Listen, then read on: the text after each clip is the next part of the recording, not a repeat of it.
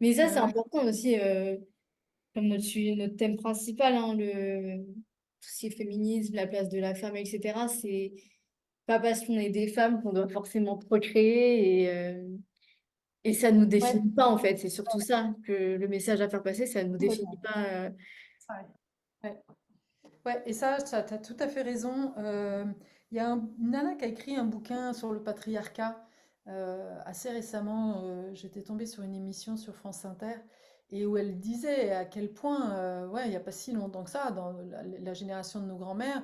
Et moi, j'ai une grande tante qui est encore vivante avec laquelle j'échange justement parce elle a quand même ce discernement et elle a fait des études de mathématiques, elle avait cette envie de créer une école de yoga, etc. Mais elle s'est retrouvée avec quatre gamins. Oui, elle était, et comme elle me dit, elle-même ne se sentait pas en droit de refuser quand son mari avait envie, quoi. Tu vois, elle était vraiment au service de l'homme et dire non, le consentement, laisse tomber, quoi. C'était pas du tout ça. Et la nana qui a écrit sur le patriarcat, elle est même encore plus loin en disant que quand une mère perdait un enfant, le mec, il n'en avait rien à battre, il fallait retourner au turbin. Voilà, il n'y avait pas ce temps d'aller justement en contact avec les émotions pour faire le deuil de l'enfant perdu, quoi, tu vois.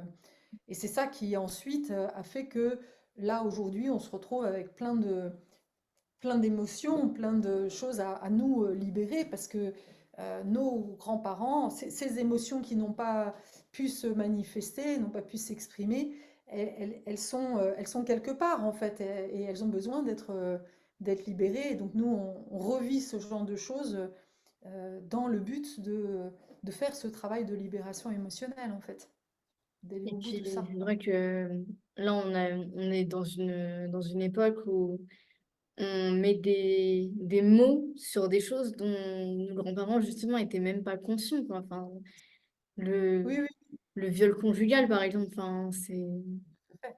Oui, c'est, c'est ça.